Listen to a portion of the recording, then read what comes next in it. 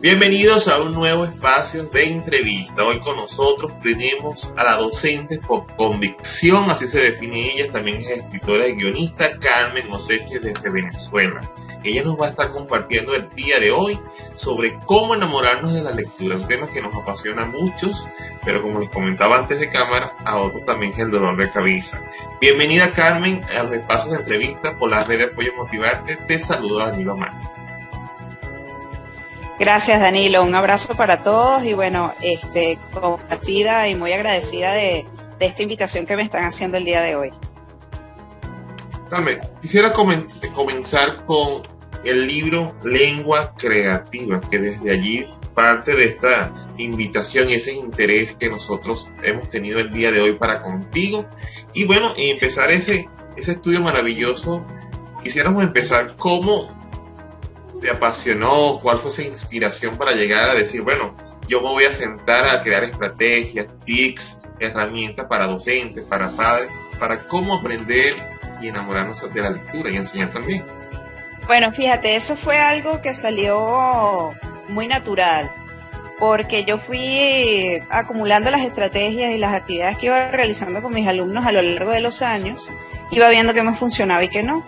Porque tuve la gran suerte de comenzar mi carrera profesional en un colegio que me dio alas, un colegio que nunca me dijo que no, que me acompañaba, me hacía mucha supervisión, pero me permitía soñar, ¿no? Entonces, por supuesto yo, joven, con muchas ideas, muy creativa, empecé a hacer cosas que eran fuera de la norma, cosas muy novedosas, que algunas funcionaban, otras no tanto. Y ahí era donde entraba el acompañamiento del colegio, ¿no? Entonces yo iba viendo qué funcionaba. Y además tuve también la suerte de comenzar con mis alumnos desde que estaban en primer grado y los acompañé porque era un colegio que solamente tenía hasta tercer grado y cada año iban abriendo un grado adicional. Entonces yo pude acompañar a mis alumnos de primero, segundo y tercer grado hasta su bachillerato, hasta su primer año de bachillerato. Entonces te puedes imaginar esa secuencia, ¿no? Imagínate yo trabajando con mis niñitos de primer grado y llevarlos hasta su séptimo año trabajando el área de castellano y literatura. Entonces en esos años entendí cuál era la fórmula ideal para enseñarlos a ellos. También era peligroso, ¿no? Porque ellos iban a arrastrar todos mis vicios. Era importante también que pudieran conocer estrategias de otros, pero me sirvió para mí para definir este camino de lengua creativa. Y un día el colegio me dijo, Carmencita, tu método de enseñanza de lenguaje funciona muy bien. Y si en algún momento tú nos vas del colegio, yo quiero que eso quede aquí, que quede como metodología de trabajo. Entonces fue cuando yo le dije a mi director, Alfredo Alfonso, le dije, bueno, pero yo te hago un manual de lengua creativa, que así se llamaban mis clases vespertinas de castellano, mis actividades en la tarde. Le dije, te hago ese manual. Y cuando le hice el manual, un día estaba viendo por internet algunos cursos y vi un curso de cómo editar libros. Y dije, ay, me voy a meter. Y cuando llevé este manuscrito, mi editora, Carmen Verde, me dijo, esto hay que sacarlo a la venta ya, Carmen. Y así fue como salió. Pasó de ser una guía de trabajo para el colegio a ser entonces un libro para la venta al público de enseñanzas o de enseñanza del lenguaje. Genial, bueno, una experiencia maravillosa de ese contacto y que salió, como tú dices, de manera muy natural. Carmen, en cuanto a este tema que hoy nos toca el día de hoy, que es la lectura, ¿qué tú crees que pasa con la lectura? Porque no todos, cuando sabemos y todos nuestros docentes nos dicen que debemos leer mucho, no creo que haya un docente que no nos aconseje leer para seguir creciendo y formándonos. ¿Por qué no todos estamos tan enamorados de la lectura? ¿Qué crees tú? Bueno, hay varios factores que yo creo que pudieran estar afectando allí, ¿no? Y uno de ellos, el principal, es la forma de trabajo o cómo se aborda la lectura desde los primeros años. En educación inicial es fundamental sembrar ese amor por la lectura y en los primeros años de educación primaria. ¿Qué suele pasar muchas veces? Muchas veces suele pasar que en la educación inicial se le da prioridad a otras cosas. Y ahorita estamos como en una carrera muy vertiginosa por enseñar a los niños a leer y escribir muy temprano, ¿no? Entonces nos vamos olvidando de cosas esenciales. El hecho de que el niño juegue, de que pueda crear sus propias historias, de que a partir de una tarjetita que tiene a lo mejor un círculo, imagine y pueda desarrollar algún tipo de hipótesis, algún tipo de planteamiento. Todas esas cosas son actividades importantes en la educación inicial, pero nos estamos enfocando mucho en el contenido, en la sílaba, en los números, en aprender muchas cosas que quizás no son tan importantes, sobre todo en esos primeros años, en los 4 o 5 años. En 4 o 5 años ya los queremos poner a leer. Y ahí es el momento en que estamos sembrando el tema de la lectura, ¿no? Que ellos escuchen muchos cuentos, que ellos elaboren cuentos. Y por otra parte está el hecho de que muchos docentes recomendamos la lectura, pero no leemos. Entonces, qué difícil es fomentar la lectura en alguien si tú mismo no lees. Entonces, claro, no, tienes que leer y tienes que hacer esto. Ajá, pero ¿cuántos docentes son capaces de recomendarte un libro? De decirte, comienza por este libro, lee esta novela, para ti te va a ir mejor este tipo de lectura. Y eso no lo pueden hacer muchos porque son docentes que no leen. Entonces era una de las cosas que yo también insistía, y cuando fui directora también lo insistía mucho. Nosotros tenemos que leer, somos los primeros lectores. ¿Cómo vamos a enamorar a alguien si nosotros no estamos enamorados? Y muchos papás también me han dicho, oye, tu hija lee, tu hija crea cuentos, ¿cómo haces tú para que tu hija esté tan enamorada de la lectura? Bueno, porque me ve a mí leyendo. Ciertamente a mí me gusta que ella utilice dispositivos móviles, me gusta mucho que los utilice, porque el problema no es el dispositivo, sino cómo se aborda el uso de él, ¿no? Y me gusta porque en los dispositivos móviles hay muchas aplicaciones que pueden fomentar también el trabajo de la lectura y la escritura. Pero el hecho de tomar un libro, de acariciar el papel, ese placer es importante. Y eso lo tienen que ver ellos tanto en el colegio como en la casa. Entonces, ver a sus docentes leyendo un libro o escuchar a sus docentes recomendarles un libro es fundamental para enamorar a los estudiantes y a nuestros hijos de la lectura. Estamos conversando con Carmen Useche, quien es docente y escritora del libro Lengua Creativa. Carmen, en cuanto a la lectura, ¿desde en algún momento es vista como un castigo y no como un disfrute o un premio? Ejemplo, en algunos colegios he visto por experiencia propia, desafortunada para mí, que colocan a los niños que se portan más a leer o están haciendo algún tipo de desorden y bueno, y el castigo es saquen el libro, abren el capítulo X y empecemos a leer. Entonces he visto como que en algunas oportunidades se ha sembrado hasta terror en los niños, incluso en los adultos, cuando te dicen, leen el examen, aquí está el libro, te lo tienes que leer todo. Entonces no hay un disfrute de la lectura, sino que hay que meter todo el mayor contenido que podamos porque es un requisito. Entonces dejamos de ver la lectura como ese espacio maravilloso para viajar, para conectarse con el autor, con otros mundos, con otras sociedades. Y bueno, y quizás no es tan llevada y bueno, y así no nos vamos a enamorar. ¿Qué piensas tú? Sí, eso que tú dices todavía sigue pasando muchísimo en algunos colegios. O suele pasar también, te portaste mal, te vas a la biblioteca. ¿En qué mundo la biblioteca puede ser un castigo? ¿Sabes? Es bastante ilógico pensarlo así. Por el contrario, tiene que ser un premio el hecho de poder sentarte a leer, a disfrutar. Yo siempre le decía a mis papás, que eran los que estaban preocupados mucho por el tema de la lectura y la escritura, con estos métodos novedosos que yo aplicaba, yo no tenían mucha confianza en mí, ¿no? Entonces yo les decía, esto no es café, ¿ok? Esto no es instantáneo. Esto se verá a lo largo del tiempo. Lo que yo haga con ellos se va a ver después de algunos años. Entonces yo los ponía a leer lo que ellos quisieran. Ellos se podían llevar revistas, álbumes también, porque los álbumes tenían redacciones. Uno se llevó una vez un álbum de automóviles y en cada hoja donde tenían que pegar sus barajitas había una información sobre el auto, datos curiosos, datos históricos. Y eso funcionaba para mí, para la hora de lectura. Pero muchos papás lo veían como algo bastante superficial. Les decían, no, es que por aquí comienza. Ellos tienen que empezar a leer lo que ellos quieran, porque la lectura al final es eso, tú vas a leer el libro que tú quieras. Muchos están convencidos de la idea de que tienes que leer literatura clásica, y que cuando estás en bachillerato tienes que leer Hamlet, y tienes que leer Otelo, y tienes que leer, Fuenteovejuna.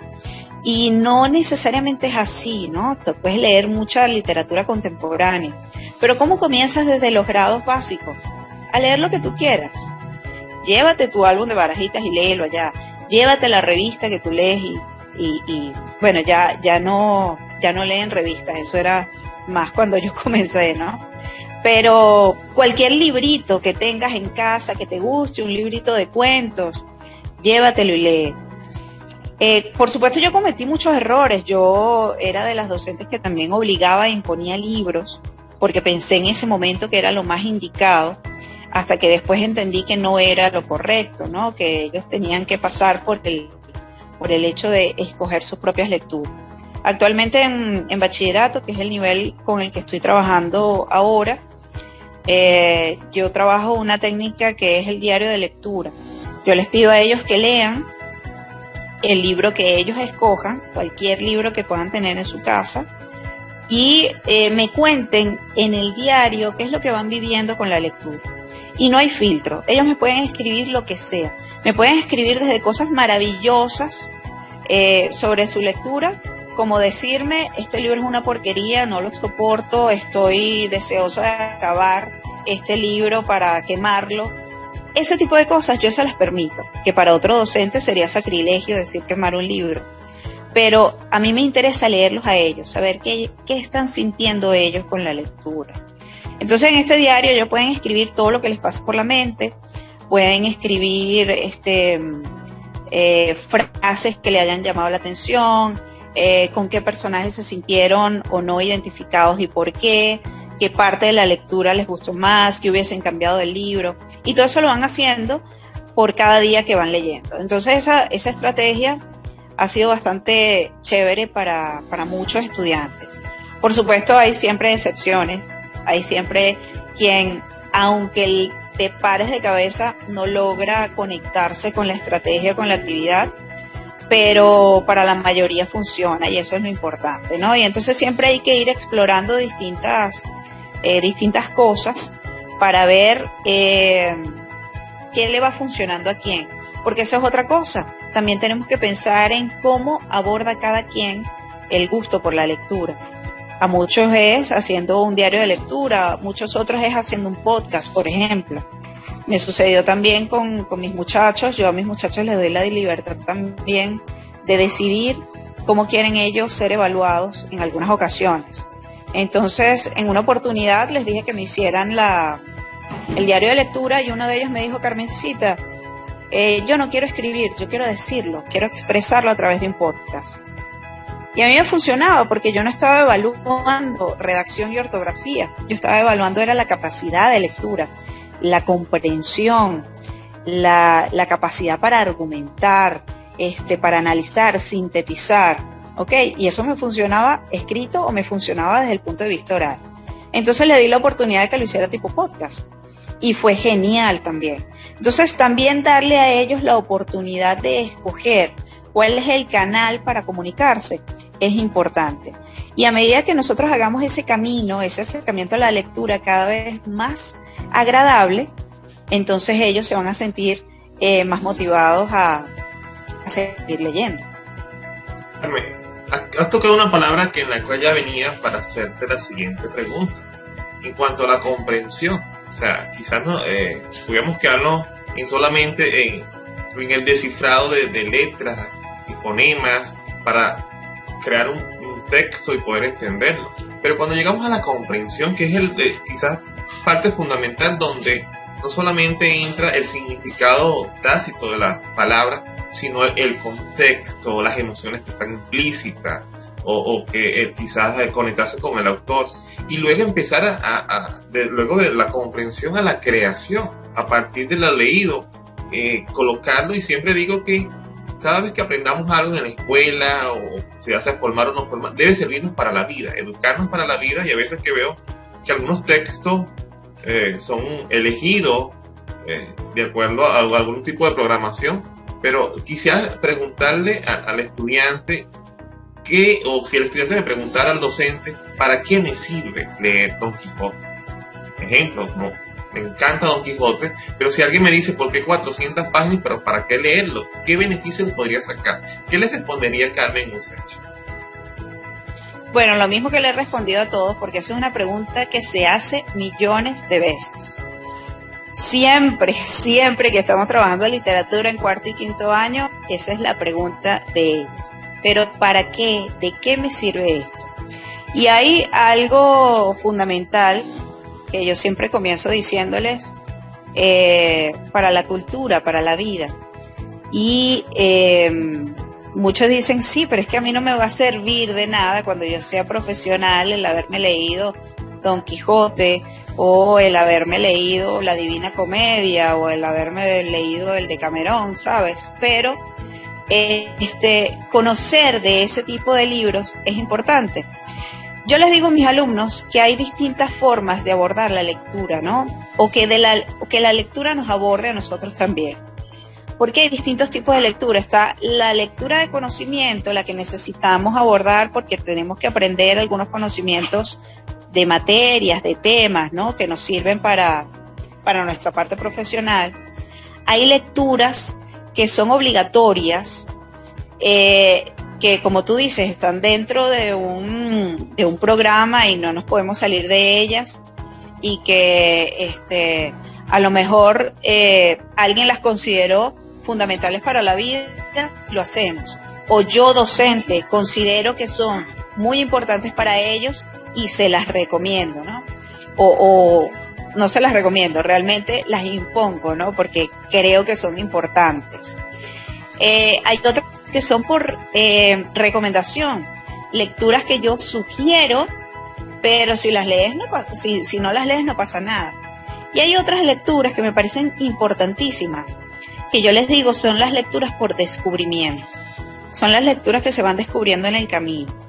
Y esas me parecen que son las mejores, porque son las que nos quedan grabadas en el alma. Yo, por ejemplo, les decía, un poco para congeniar con ellos, les decía, yo no los voy a poner a leer 100 años de soledad, porque 100 años de soledad, ahorita en el bachillerato, es una pérdida de tiempo. Porque ustedes no la van a leer, o porque cuando la lean les va a parecer complicada y le van a agarrar como rabia, y van a cerrar el libro y no van a querer leer más nada de Gabriel García Márquez. Y a mí me pasó Danilo, porque yo en el colegio me acuerdo que me obligaron a leer 100 años de soledad y yo me fui a una librería y compré el resumen. Y con eso hice el trabajo. Saqué 20, nunca me leí 100 años de soledad y nunca supe de qué se trataba 100 años de soledad. Hasta que llegué a la universidad y sentí la necesidad de leer. Y en segundo año de la universidad me leí 100 años de soledad. Carmen Useche, la profesora de castellano y literatura, en el segundo año de su universidad fue cuando leyó 100 años de soledad y me enamoré, pero porque ya yo estaba lista para leer esa novela. Entonces, muchas veces nos pasa así. Yo puedo recomendarle a mis estudiantes leer una novela, y muchas veces lo que hago es que le cuento el resumen o se los hago tipo storytelling y los engancho un poquito para que cuando ellos estén preparados para agarrar ese libro lo hagan, y lo hagan apasionadamente, no lo hagan forzado. Entonces, en ese sentido, también la comprensión pasa por allí, ¿no? Porque cuando yo estoy leyendo algo por obligación, difícilmente lo comprendo, porque mi mente está en otro sitio. Entonces yo voy leyendo líneas y de repente digo, me perdí, ¿por dónde voy? Tengo que volver al inicio. Y de esa manera no se logra absolutamente nada. Entonces la comprensión pasa por el gusto. Hay que intentar encontrar un punto donde se conecte el estudiante con la lectura que yo quiero que haga y a partir de allí entonces generar la comprensión. Y la comprensión también se tamiza por otra cosa, por el hecho del aprender a pensar. Yo antes de trabajar la comprensión lectora, trabajo mucho la argumentación y la creación de hipótesis, ¿no? Busco que ellos empiecen a pensar, a crear un esquema de pensamiento que los prepare para después hacer la comprensión lectora, que me parece fundamental. Por eso en los primeros meses yo dejo de trabajar contenido programático para trabajar mucho lo que es la estructura del pensamiento, lo que es habilidades de lectura, de subrayado, de análisis, paráfrasis, síntesis, porque eso es importante para después leer y comprender muy bien lo que estamos leyendo. Me ha comentado me ha encantado esta entrevista porque ha refrescado muchas de las cosas que también compartimos desde Motivarte. Y una de las cuestiones que compartimos como docente, la cual también lo soy, es el pensamiento crítico. Una de las cosas que tú has ido mencionando, hilando tu discurso en esta hermosa entrevista, es dejar que ellos seleccionen, el no imponer, y veas también esa lectura por descubrimiento que quizás es la que va a marcar la vida de Dante después de haber leído, como en tu momento, a Gabriel García Márquez en 100 años de soledad. Seguramente viste desde otro enfoque este pensamiento crítico, que no solamente es el libro para que lo leas y te enamores de lo que está allí, sino para que puedas crear tu propio juicio y desde allí pues puedas crear tu propio pensamiento, tu propia estructura y tomar tus propias decisiones. Genial que tengas ese enfoque, que no solamente es que lo que está en el libro está escrito y escrito está, o sea, no podemos modificar, sino que a partir del libro sea un inicio, simplemente sea un boleto a esta aventura, a este viaje tan maravilloso que la lectura nos va a ir descubriendo. Carmen, quisiera también comentar algunas otras cosas, que son algunos trastornos que también debemos tomar en cuenta, por lo menos muy general, lo que es la dislexia, discalculia, la disgrafia, porque quizás podríamos decir que el niño no quiere leer, y por mencionar solo algunos, sin entrar en Asperger, autismo o déficit de atención. Y entonces le echamos la culpa al niño que no quiere, o al adulto o al joven, que no está enamorado de la lectura, que no quiere leer, que su ritmo no es tan parecido a demás sus compañeros. Ahora, hay que tomar también en cuenta estos otros escenarios que también van a jugar un papel importante en ese enamorarse de la lectura. ¿Qué nos comenta? Fíjate, a mí en los inicios yo estaba muy apegada a la idea de la lectura en voz alta en grupo, ¿no? Lo típico que era, comienza tú, sigue el otro, sigue más allá, no sé qué, y hasta que terminara el último del salón, se hacía la lectura en grupo. Y eso es una estrategia terrible porque pone a los niños en una situación de estrés muy grande y los pone a competir entre ellos en quién es el que lee más rápido, quién es el que lee mejor, quién es el que entona. Y si bien es importante revisar esos aspectos, hacerlo en grupo es como invasivo para aquel que tiene dificultades, ¿no? Y entonces como que lo expone ante el resto. Y eso es bastante delicado. Yo en el camino aprendí a deslastrarme de ese tipo de actividades y respetar un poco los tiempos y los ritmos de cada quien, ¿no? Entonces, eso me parece que es importante realizarlo, es importante tomarlo en cuenta. Cuando hablamos de este tipo de trastornos, yo me siento muy identificada porque sucede que cuando yo llegué a la universidad, tuve mi profesora de educación inicial que me dijo, ¿cómo te sientes tú cuando lees? Yo le digo, fatal. Para mí leer es una actividad bastante pesada, es una actividad donde tengo que hacer muchísimo esfuerzo porque no me concentro bien, porque se me dificulta. Me dijo, es que lo noté por la manera como hablas, porque cuando yo hablo, a veces, aquí estoy haciendo mi esfuerzo mental, ¿no? De no cambiar palabras.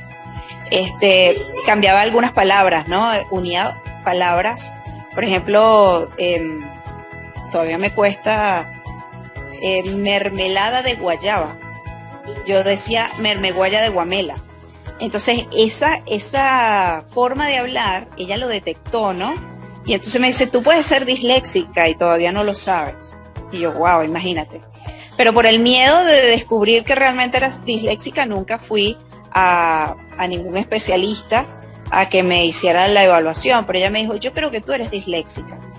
Y a partir de ese momento empecé a investigar más y fue cuando empecé ese trabajo de investigar y de desarrollar actividades que fuesen empáticas con aquel que tuviera distintos tipos de trastornos o de dificultades, ¿no? Entonces, bajo esa premisa, yo creo que todos los docentes debemos pensar no en aquel que se defiende bien, sino en aquel que tiene dificultades. Entonces, lo primero, no exponerlos. Si quieres evaluar la lectura de esas personas, pues entonces hazlo aparte, hazlo de forma privada. Lo mismo pasa con una evaluación. En las evaluaciones, cuando mis estudiantes salían mal, yo sabía quién tenía ciertas dificultades, los llamaba aparte en mis horas administrativas y me sentaba con ellos a hacer la evaluación, pero desde el punto de vista oral. ¿Qué pasó en esta pregunta? ¿En qué estabas pensando que respondiste esto? Entonces, claro, ellos decían, no, es que lo leí mal, lo que quise decir fue esto. O lo escribí mal, me expresé mal, quise decir fue esto. Entonces ya yo podía saber que no habían salido mal, no porque no sabían, sino porque habían tenido problemas de comprensión en el enunciado o porque habían tenido problemas de redacción al momento de expresarse, ¿no? Entonces, yo creo que hay que ver distintas aristas en este camino educativo y sobre todo relacionado con el área de castellano y literatura y el área de matemática también. Me parece que si yo fuese una profesora, por ejemplo, de matemáticas, haría eso mismo, ¿no?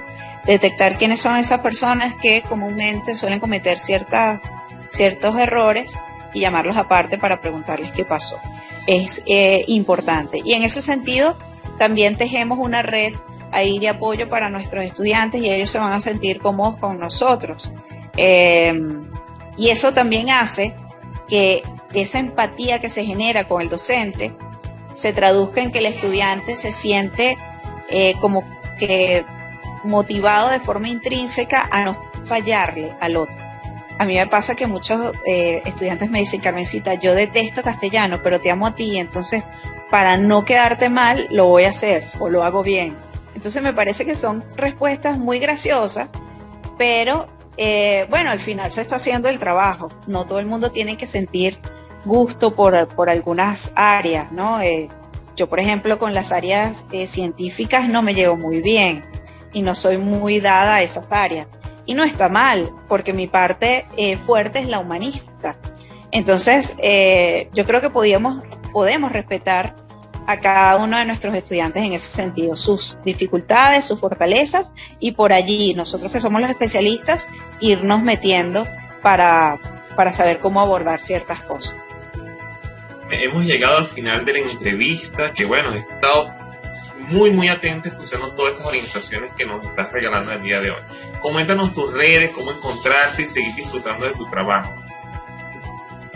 Bueno, ahorita estoy trabajando en la página web, la tengo ahorita fuera de línea porque la estoy renovando, pero se las dejo por allí para que pronto puedan acceder a ella. Es www.lenguacreativa.com.ve.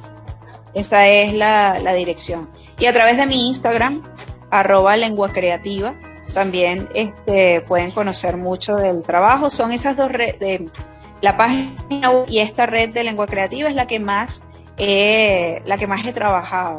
Ya más adelante empezaré a trabajar más en TikTok porque gracias a mis alumnos que me motivaron a abrir un TikTok y bueno, a ir colocando allí contenido relacionado con castellano y literatura.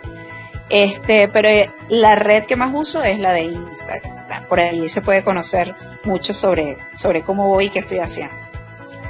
Hoy conversamos con Carmen Useche, quien es docente, además la autora y escritora del libro Lengua Creativa.